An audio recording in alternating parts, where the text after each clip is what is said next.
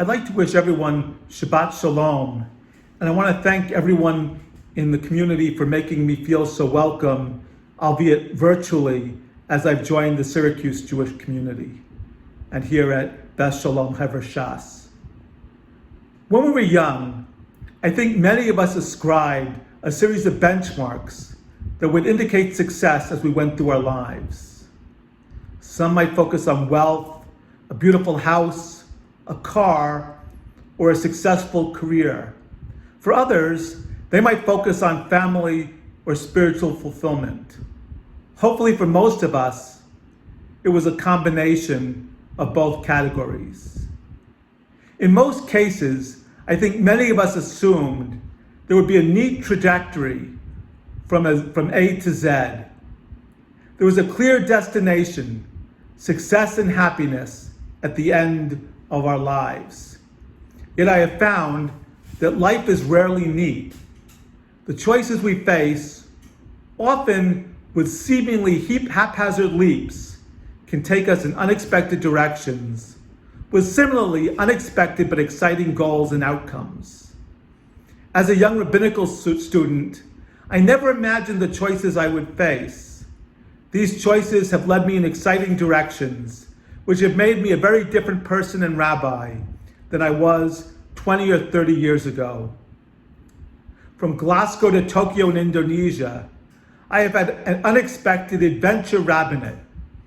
Even Elmira, San Diego, and Edmonton were occasional adventures in the unexpected.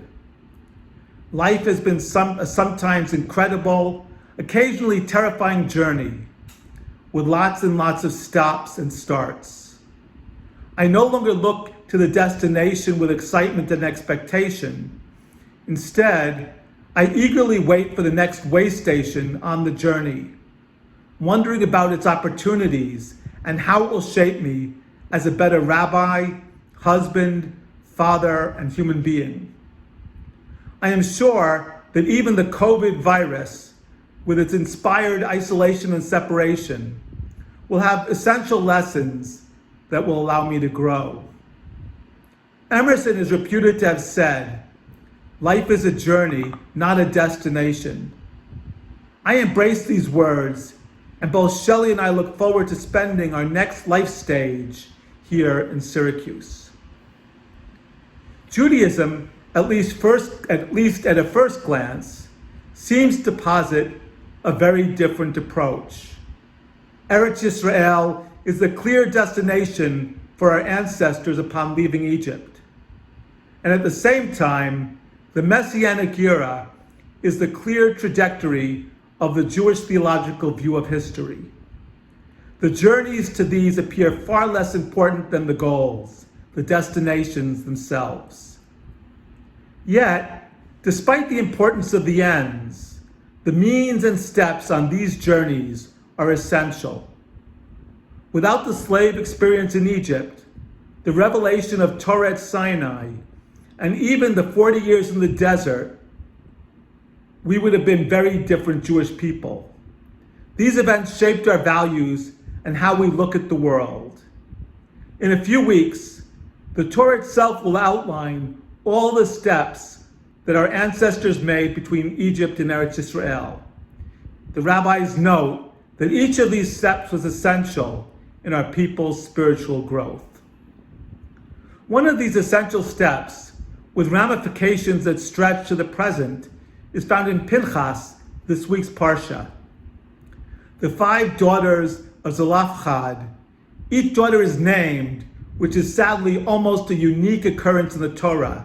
These 5 daughters approach Moshe, asking for their family's inheritance, as there were no sons.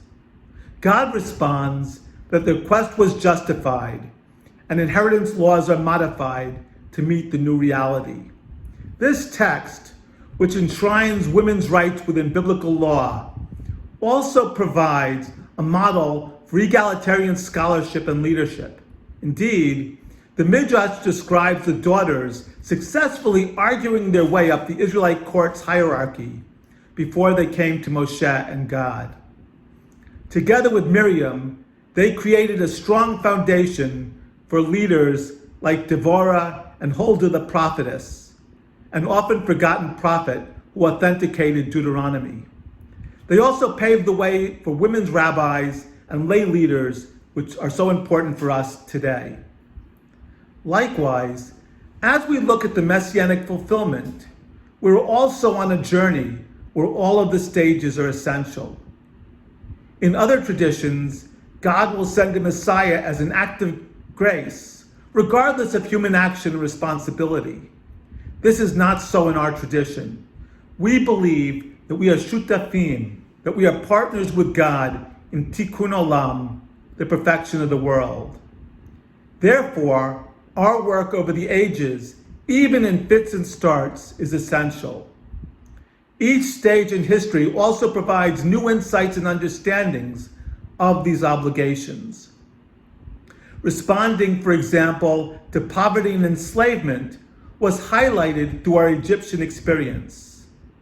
Rejection of intolerance and prejudice were strengthened by our experiences of persecution over thousands of years. And today, as we experience species extinction and environmental degradation, we have gained a heightened awareness of our obligations to the globe, which we share with all that lives. Our work as partners with God continues stage after stage. The Messianic age will only be realized when our work, when our journey, with all its stages, is completed.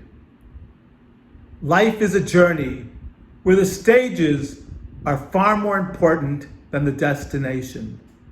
And Shelley and I look forward to continuing our journey in this new stage as part of Congregation Beth Shalom Hever Shas Jewish community. Shabbat Shalom.